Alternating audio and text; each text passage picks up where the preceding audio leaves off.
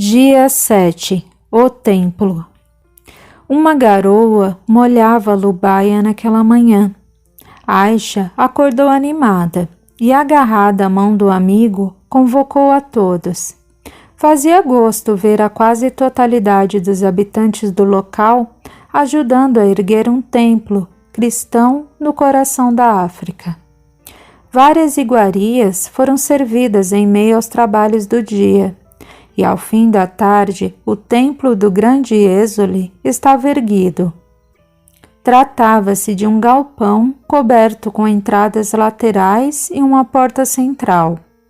A assembleia não possuía ainda acomodações para sentar, era apenas um grande vão. O altar em relevo superior era adornado com a pintura prussiana da face do mestre, 2 tochas para iluminação e recipientes com flores. Randall tomou 2 pedaços de madeira e fez uma grande cruz, convocando alguns homens para ajudá-lo a fixar o artefato na parede atrás do altar. Um homem de nome Zassi indagou em sua inocência sábia: por que homenagear esse instrumento medonho de tortura com o qual mataram o grande Êxole Jesus? Esse é o símbolo mais usual da religião dos adeptos dele. Não gosto. Então não o colocaremos, o arqueólogo disse, elevando as mãos em sinal de rendição. Na noite seguinte, sob as luzes tremeluzentes das tochas, o culto cristão foi realizado. Randall contou a história da escolha dos apóstolos e convocou todos a tentarem se desligar de Lubaia e entrar em contato com o mundo do qual viemos. Antes, ele havia colocado sobre o altar um jarro de água. Havia presenciado alguns franceses colocarem água para ser abençoada enquanto oravam, e ele se lembrou disso em Lubaia, onde não havia o vinho que usavam na missa. Ao fim do culto, todos tomaram a água. Naquela mesma noite, foi procurado por Taú. O chefe disse ter gostado do novo culto e até gostaria de realizá-lo quando Randall partisse, mas não sabia contar as histórias de Jesus. O inglês disse estar muito cansado e pediu a ele que esperasse até o dia seguinte, porque depois de repousar, pensariam uma maneira de ajudar, sem comprometer seus planos para o tempo que ainda ficaria na aldeia, especialmente aquele que ele pretendia passar com a filha do coração. Dormiu rapidamente. Os músculos pareciam amortecidos. Cada articulação estava dolorida. Sonhou com Briana. No sonho, a esposa estava dormindo em seu quarto de solteira, na casa dos pais. O rosto da mulher amada, suavizado pelo sono, era de uma beleza meiga e calma, doce e original, como os verdes campos de sua terra natal. Acordou na alta madrugada, sentindo uma saudade desmedida da esposa. Falta pouco, minha querida. Olhou para Aisha, que dormia a seu lado, e pensou como eram belos rostos em sono profundo, todos eles. Todos os rostos eram belos. Os filhos de Deus são belos. Adormeceu novamente. Dia 8. O Evangelho segundo McFly. Randall amanheceu animado. O sonho com a esposa lhe ia devolver o desejo de voltar para a Europa. Tomou material de anotação e chamou Aisha para um passeio com sua bicicleta. Cumpriria a promessa de passar um dia inteiro com ela. Depois, nos dias que se seguiram, desenhou várias passagens da vida de Jesus usando, além dos desenhos, símbolos próprios da aldeia, para que Taú pudesse fazer o culto do Evangelho. Trouxera bastante papel para o caso de necessitar, e assim criou sua própria Bíblia, traduzindo trechos do Evangelho para os habitantes da aldeia. Apenas os lubaianos conheceram o Evangelho segundo McFly. Dedicara-se ao extremo durante todos os dias que se seguiram, bem como parte da noite. A primeira Bíblia de Lubaia foi recebida com carinho e guardada dentro do templo, onde todos poderiam vê-la, consultá-la e estudá-la. Junto de Taú, o escritor explicou cada desenho que ele não entendia e reforçou a memorização das passagens. Ele reproduziu o nascimento, o encontro com os apóstolos, algumas curas, o Pai Nosso, a última ceia, a prisão, a morte e o ressurgimento do Mestre, resumidamente, sem perder o sentido principal. Longe estava McFly de escrever tudo o que Jesus fez ou disse, quando se fez carne entre nós. Mas quem conseguiu essa proeza? Em meio ao trabalho, nossa escriba dava atenção a Aisha, que recuperara seu direito de ser criança. Fez para a menina um desenho que contava a história de um cavaleiro e uma princesa, aos quais deu o nome de Sir Free e Princesa Aisha. Na antepenúltima tarde que passaria na África, ainda presidiu o culto do Evangelho no novo templo e, depois de uma leve refeição, adormeceu. Enquanto isso acontecia, estávamos desenvolvendo um trabalho no norte da África. Os britânicos iniciaram uma ofensiva arrojada contra as forças italianas e uma esquadra alemã, a pedido de Mussolini, chegava a Sicília, trazendo mais destruição e pêsar. Isso nos manteve ocupado por todo o tempo em que Randall permaneceu em Lubaia. Agora, nossos planos eram seguir para lá nesse intervalo de estabilidade entre batalhas, antes que Erwin Rommel e seus blindados chegassem arrasando o que já era tão deserto. Essa nossa decisão partiu da informação passada ao Reich de que a Inglaterra mantinha a guerra heroicamente devido às tribos africanas, que, fornecendo pedras preciosas, mantinham o fluxo de armas que atravessavam o Atlântico diariamente. Muitos navios foram torpedeados pelos submarinos alemães, que agora viam a oportunidade de secar a fonte, entre aspas, britânica de armamentos. Assim que a Inglaterra fosse vencida, a fonte seria revertida para a Alemanha. A noite em Lubaia estava calma.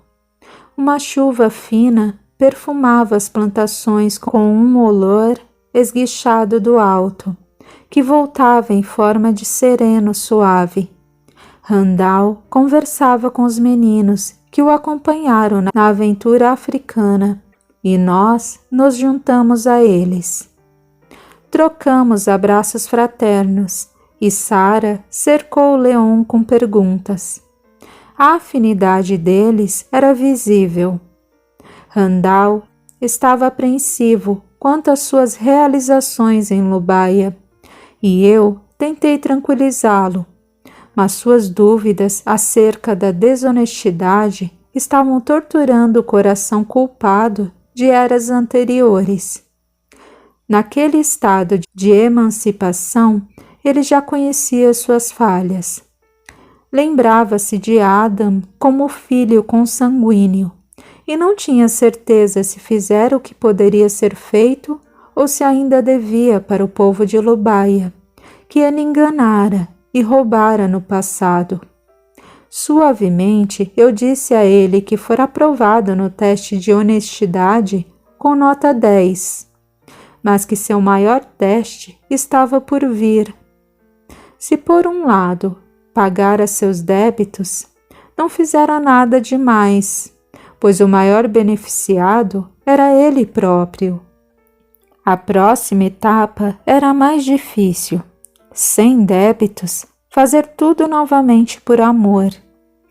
E o que não é débito é crédito.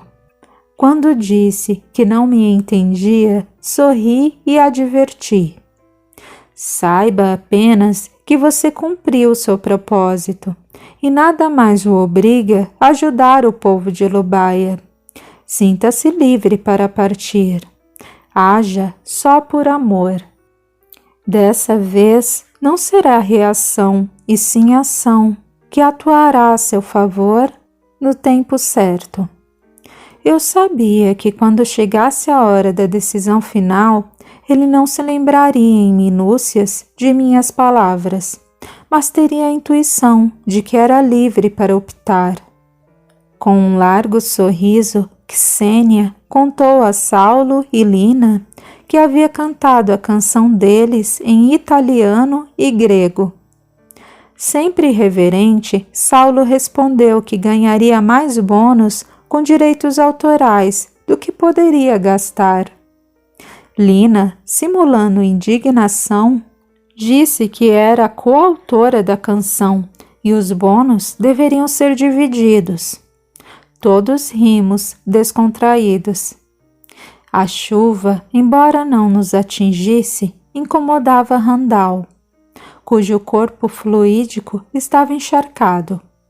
Para nosso amigo se sentir melhor, nós nos reunimos no templo do grande Êxole para conversar. Antes de prevenir a equipe quanto ao acontecimento trágico que se anunciava, pedi que Leon nos elucidasse acerca da honestidade, assunto ainda incômodo, não apenas para Randall e Adam, como para muitos de nós, que ainda não sabíamos o verdadeiro significado da palavra. O templo encantou-nos pela luminosidade e pela singeleza de seus arquitetos. Como lá não havia assentos, mais uma vez sentamos em círculos para ouvir nosso bom amigo, acrescidos da presença de Adam e seu protegido. Honestidade, disse Leon, não é uma virtude, e sim um conjunto delas, que vamos adquirindo paulatinamente ao longo de nossa caminhada, de maneira individual e progressiva. A honestidade segue esta ordem: verdade, seriedade, sinceridade, doçura, confiabilidade, retidão, dignidade, misericórdia, pureza, autoridade. Na ausência de uma só dessas virtudes, não há honestidade.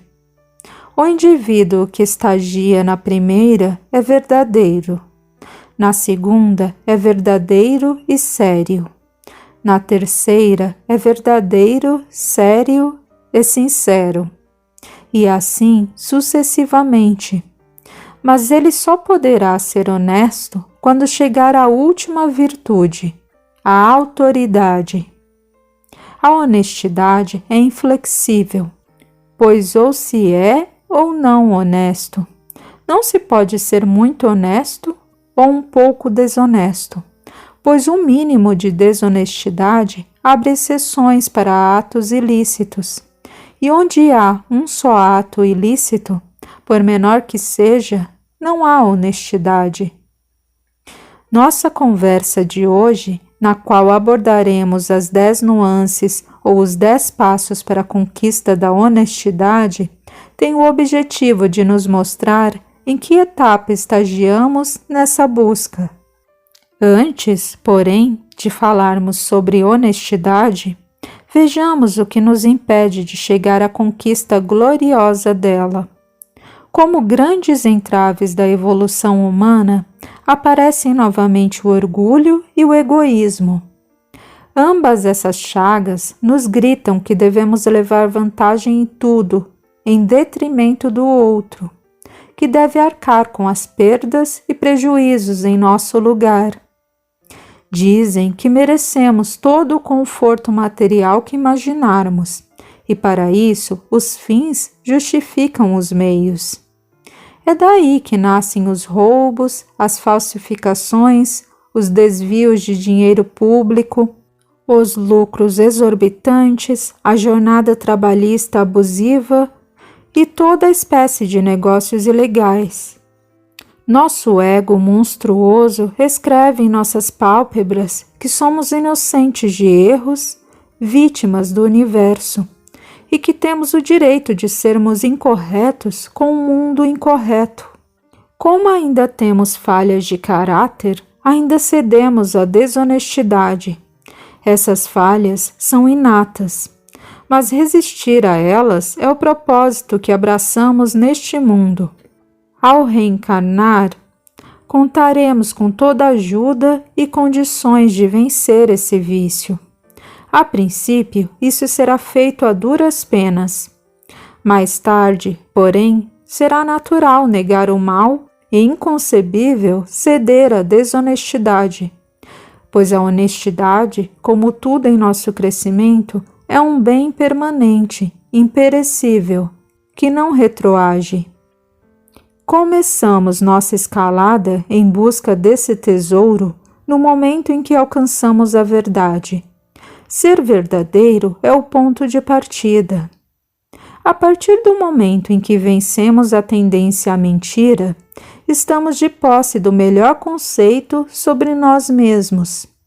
Dizer a verdade é não se contradizer, é se preparar e preparar os outros para enfrentar a vida como ela é. Mentir é roubar, de alguém ou de nós mesmos, o direito à verdade. Ser verdadeiro nos livra de penosas culpas. Ser verdadeiro pode salvar vidas. Não foi por acaso que o falso testemunho foi citado como crime no Decálogo, o conjunto de leis perfeitas. Ser verdadeiro quando cometemos um erro é assumir nossa culpa. Somos caridosos com os outros, implicados no mesmo desacerto que a falta com a verdade condena em nosso lugar. Dizer a verdade sempre é um ato de coragem, principalmente a verdade a nosso respeito. Leon, se uma pessoa consegue dizer a verdade em todas as circunstâncias, sem jamais mentir para ninguém ou para si mesma, não seria já uma pessoa honesta? Uma das meninas perguntou a ele. Amiga Ana, conheci um homem muito verdadeiro, tão verdadeiro que respondia afirmativamente a qualquer um que lhe perguntasse se ele havia matado a esposa e desviado o dinheiro da empresa que trabalhava. Ao ser interrogado pela polícia, não mentiu, contou a verdade no julgamento e foi condenado a 24 anos de prisão, saindo por bom comportamento na metade da pena. Hoje, livre, casou-se com a amante e goza da fortuna da empresa arrasada. Asseguro-lhe, Ana, que ele é totalmente verdadeiro. Mas acha que depois de cometer adultério, assassinato e roubo, ele pode ser qualificado como honesto? Ana negou com a cabeça. Mas ele se encontra a caminho. Sim, adquiriu pelo menos a primeira pista do mapa da mina. O próximo passo é a seriedade. Em posse da verdade, é imprescindível que tenhamos a seriedade para lidar com ela. Sabendo que não conseguiremos mentir, passamos a policiar nossos atos com seriedade, procurando agir da maneira menos reprovável possível. Cônscios de que não conseguiremos ocultar nossos atos, procuramos agir melhor e adquirimos a seriedade a cada ato. Mas isso não basta. Um homem verdadeiro e sério não dá um golpe na empresa onde trabalha, pois isso lhe custará um emprego. E não mata a esposa, porque não quer ser preso. A seriedade o faz medir consequências. Não expõe sua reputação de homem sério. Porém, ele não reluta em arrisar com o concorrente ou em trair a esposa, alugando corpos de jovens mulheres. E não se sente constrangido em confessar esses gestos tão levianos que considera como vantagens. Ser verdadeiro e sério não basta. Por isso, imediatamente após a seriedade, é preciso que venha a sinceridade. Um homem verdadeiro, sério e sincero já não consegue negar seus sentimentos e anseios. A sinceridade o impulsiona a agir de maneira a não trair a si mesmo. Por isso, dizemos que a sinceridade é uma das virtudes da honestidade, que precisa ser adoçada para não ferir o próximo. Nesse estágio, o homem mantém uma postura inabalável na empresa que o emprega, mas ainda age de maneira cruel para com os concorrentes. Quando trai a esposa, não hesite em abandoná-la para viver um romance novo. Mesmo que se arrependa e volte atrás, ele não deixa de viver o arrebatamento da paixão fugaz, magoando a companheira. Em contrapartida, quando volta, não trai mais, pois é sincero. E assim ele se torna confiável. Ao se tornar confiável, o homem tem aquela postura inabalável no trabalho, não mais por medo de perder o emprego, e sim porque merece o cargo que ocupa e a confiança que lhe foi outorgada. Na batalha com o concorrente, procura ser escrupuloso, sem a esperteza asquerosa dos homens que querem levar vantagem em tudo. Com a esposa, desenvolve a empatia e a confiança mútua. Não desmerece a confiança que adquiriu. Não consegue mais não ser confiável. E sem esforço, mantém-se fiel a ela e a si próprio. Poderiam me dizer, mas isso não basta? E eu diria, não. Ainda não podemos chamar de honesto este homem, pois a honestidade, como disse antes, é inflexível. Quero que vocês tomem o fator trabalho como honestidade material e o fator casamento como honestidade moral agora, pois logo após a confiabilidade vem a retidão. Reto quer dizer que não apresenta nenhuma curvatura ou desvio. Ser um homem reto não é apenas ser leal à família e ao trabalho. Não é apenas não apoderar-se de objetos alheios. É não apoderar-se tampouco de sentimentos alheios, tiranizando os mais fracos. O homem reto é aquele que, além disso, não se desvia do caminho de Deus, que tem peito para seguir Jesus e ser seguido por ele para a casa e o trabalho, que professa sua fé sem medo em todos os ambientes onde permanece, que estende a mão àquele que se encontra no caminho e não teme fazer o bem, que não receia dividir para multiplicar os talentos e tem como lema a máxima de fazer aos outros apenas o que gostaria que lhe fosse feito. A conquista seguinte é a dignidade. Esta só nos vem com a sensação do dever cumprido no caminho do bem.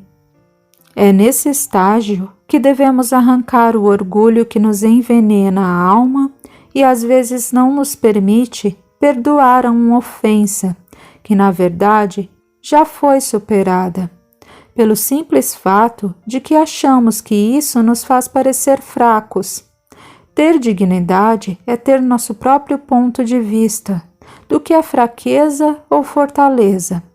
Perdoar é ter força. Não podemos ser dignos se não dignificamos alguém com nosso perdão. Não há dignidade em um coração repleto de mágoa. Não há dignidade no orgulho ferido, e sim nele morto. Então, amigos, não se esqueçam. Não se pode ser honesto com um coração empedernido pelo orgulho, pois este mente a respeito da gravidade da ofensa sofrida e da pequenez da cometida. E a verdade é a primeira virtude da escalada magna. O coração livre é o que traz a virtude seguinte, a misericórdia. O homem digno tem o coração bondoso, não mais pende ao mal, se rejubila em fazer a vontade do Pai e amar sem limites. Suas virtudes o elevam ao estado de pureza que enternece os demais, que o amam pelo que ele é e desejam ser iguais a ele. Torna-se espelho para uma comunidade. Seus exemplos falam por si. Torna-se um líder. Não precisa se esforçar para fazer valer a ordem e a moral. Tem autoridade, é honesto. Vejam bem, meus amigos, ser honesto é bem mais do que não tirar proveito material ou moral de outrem. É, antes de mais nada, não nos roubar o direito de sermos nós mesmos. É fácil taxar uma pessoa como desonesta. Difícil é assumir que só percebemos um defeito quando o conhecemos bem. O homem honesto não vê a desonestidade do outro, pois não a conhece. Então, ser honesto é ser perfeito? Perguntou nosso amigo arqueólogo. Não, doutor, ser perfeito é ser honesto e infinitamente sábio. Então, não existem homens honestos na Terra? Sim, existem. Serão chamados de homens santos ou homens de bem, já que a honestidade tornou-se patrimônio daqueles que não roubam. E se encontrarmos dinheiro na rua e não conhecermos o dono? Será roubar sem saber de quem. Mas se perguntarmos a alguém se é o dono, ele dirá que sim, sem sê-lo. O erro será dele e não seu. E se procurarmos e realmente ninguém se apresentar como dono? Deixe-o onde o encontrou. Aí, o próximo que vier depois de mim o pegará. E por que você quer roubar no lugar dele? O arqueólogo calou-se, envergonhado. Não se aborreça, doutor. É bem mais difícil entender isso quando estamos encarnados. Um troco a mais que recebemos, uma folha de papel do trabalho que usamos em benefício próprio, os minutos que saímos antes do horário ou os que chegamos depois. Sim, falta de pontualidade também é desonestidade. Poderemos chamar de verdadeiras as pessoas que não mentem, mas omitem fatos? A omissão é contrária à responsabilidade. Um ser irresponsável não é confiável.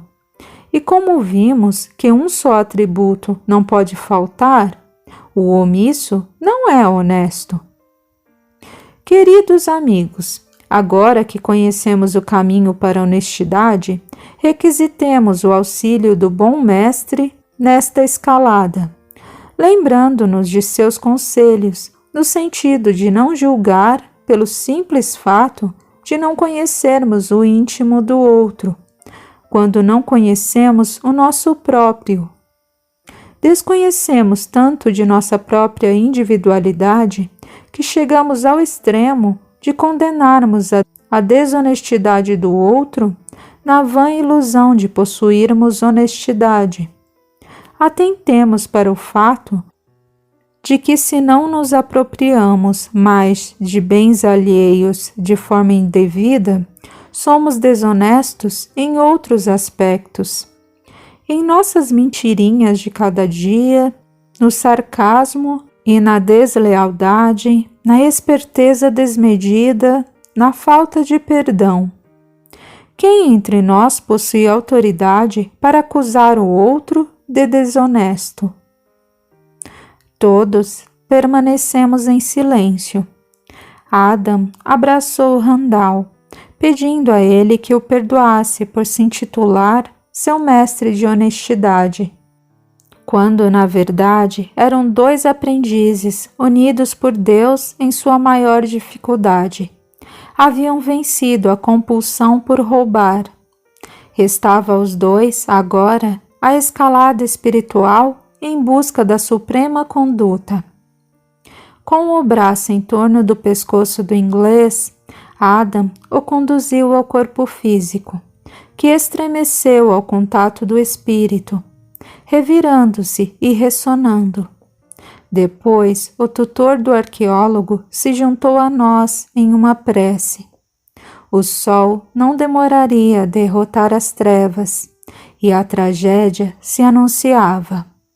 O povo de Lubaia pagaria débitos, e Randall estaria vivendo seu maior conflito naquela encarnação. Dia 9. O ataque aéreo. O sol ainda não chegara. Pequenos recipientes de vidro que Randall trouxera da Inglaterra contendo uísque vibraram sobre a mesa da cabeceira improvisada. A cada segundo eles eram fortemente agitados, e o som do entrechoque vítreo despertou o arqueólogo. Ele levou alguns segundos para concatenar o raciocínio e localizar o ruído. A imagem das garrafinhas dançando o aterrorizou. Um ronco cruel, tão seu conhecido, vinha de longe ao encontro de seus ouvidos, ficando cada vez mais forte. Gotas de suor porejaram sobre seus lábios, e os cabelos pareciam onda do mar em contra a praia em sua fronte. O estômago doeu, como se tivesse sido atingido por uma bola de futebol saída do pé do centroavante, e cada articulação tremia como as garrafinhas de uísque. Jesus, tenha piedade de nós, estamos fritos. A visão de Aisha, adormecida, o fez lembrar-se dos outros lubaianos, que também dormiam, alheios ao perigo. Tomou sua mochila e, sem cautela, acordou a menina. Aos gritos, explicou que deveriam sair com pedaços de madeiras e bater em todos, a fim de acordá-los de uma só vez. Ao sair da cabana, viu os estucas, que com suas cores indefinidas ao amanhecer pareciam negros. Só as cruzes brancas e pretas em suas asas e caudas eram medonhamente visíveis. Suas luzes piscavam com a batida descompassada do coração amedrontado de Randall. A esquadrilha sinistra aproximou-se em perfeita sincronia. Cada avião cerca de meio corpo atrás do anterior, em 3 grupos de 6 aeronaves assassinas. Randall não parou muito tempo para contemplar o aterrador espetáculo que se aproximava. Tinha uma cidade para acordar. Ele e a menina bateram a madeira nas costas dos lubaianos adormecidos, que de um salto se colocavam de pé e gritaram repetidamente: "Guerreiros inimigos!" O primeiro assobio covarde ajudou a despertar a comunidade. A explosão, o fogo e o canudo de terra e fumaça faziam os inexperientes amigos de Randall pensarem que o mundo estava acabando. Todos se encontravam no pátio, ao centro da tribo, sem saber o que fazer. Os aviões abandonaram a sincronia e agora circulavam rápida e freneticamente, pouco acima da aldeia, deixando todos desorientados com tanto barulho.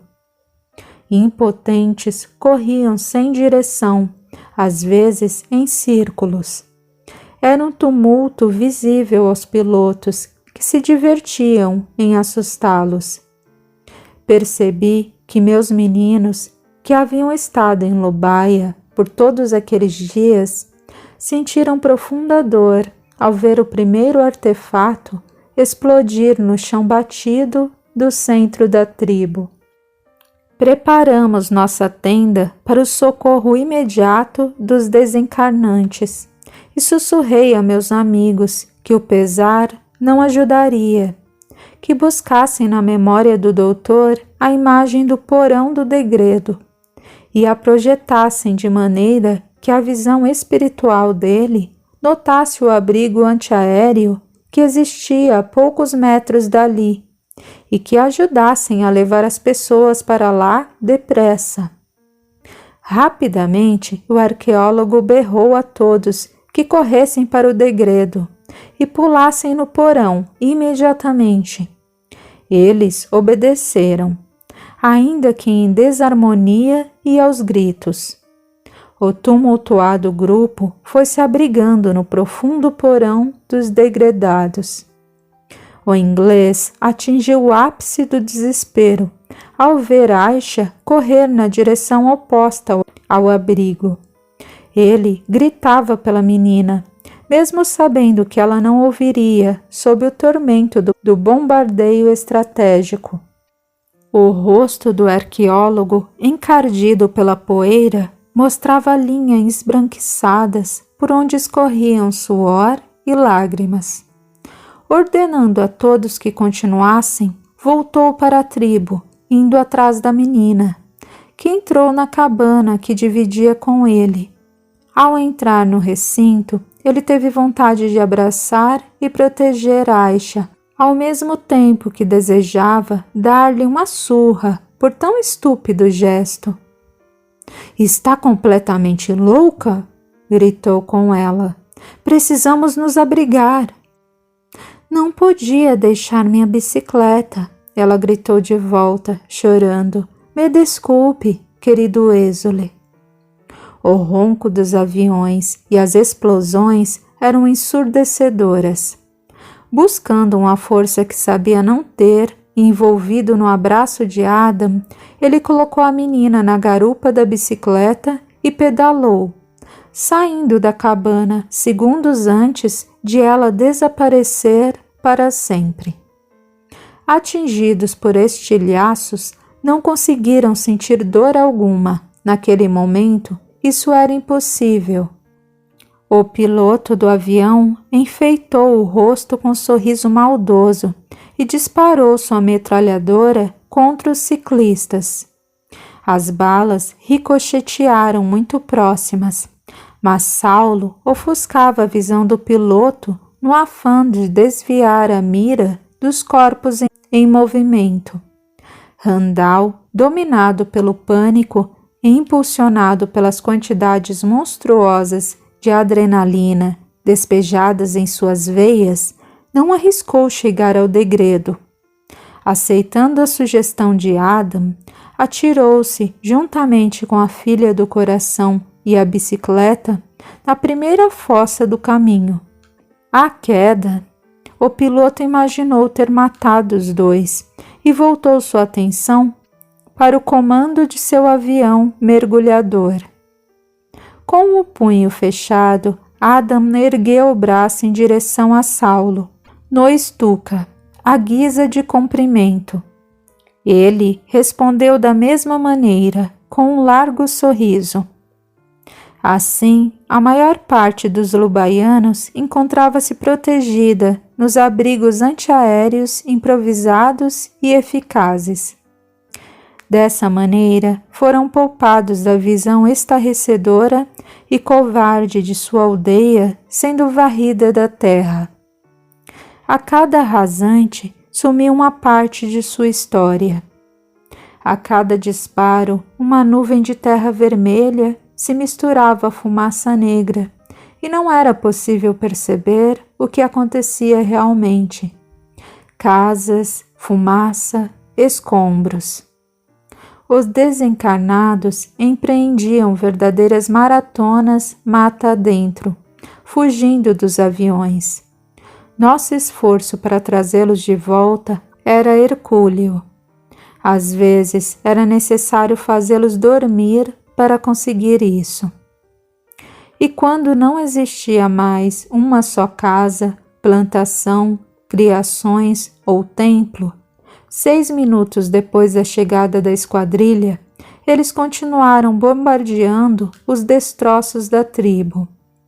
Não pararam até o tempo exato que tinham para sobrevoar Lubaia e ainda ter combustível para voltar à base, isto é, 10 minutos. Apenas 10 minutos e ninguém poderia identificar a origem dos destroços. Era tudo grotescamente, lamentavelmente igual. Amontoados de terra e madeira incandescente. Os pilotos sorriam, satisfeitos e sarcásticos. Missão cumprida. Voltariam quando a Inglaterra fosse subjugada e se apoderariam das minas para o Führer. Dentro do porão do degredo, o cheiro de queimado misturava-se aos cheiros próprios da humanidade.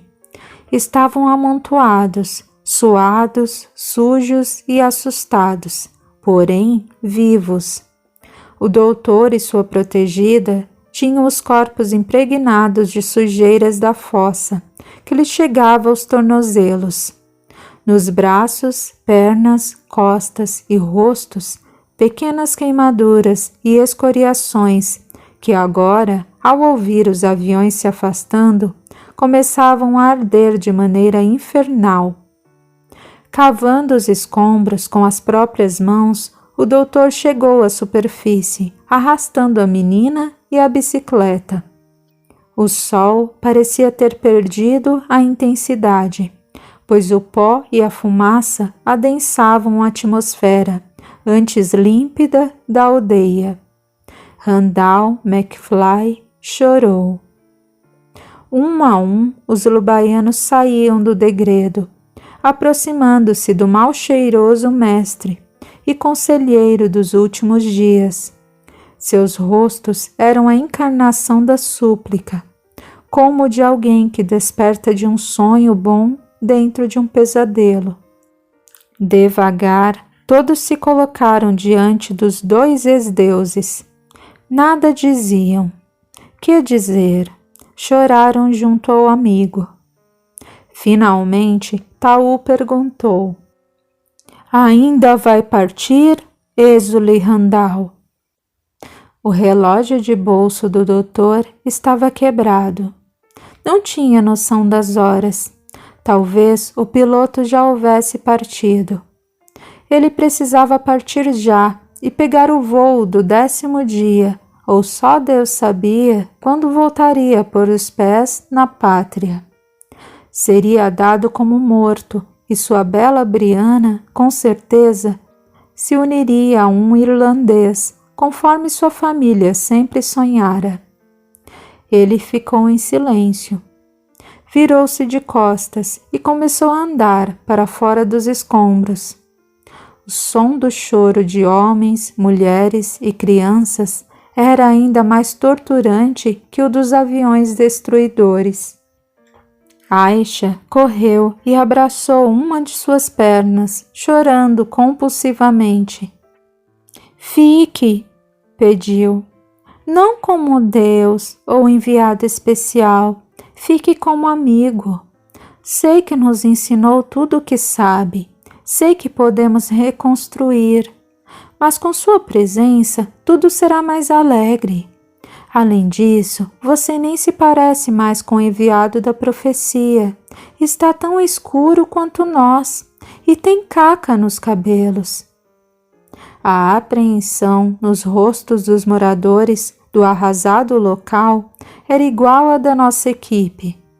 Os segundos pareciam séculos, até que, por fim, Randall se manifestou. Vamos reconstruir nossa aldeia, que se tornará uma vila e, quem sabe, uma cidade. Eu fico. Minha esposa está em um local de paz, com uma situação financeira tranquila, e em breve será esposa de um compatriota. Sou mais necessário aqui do que lá.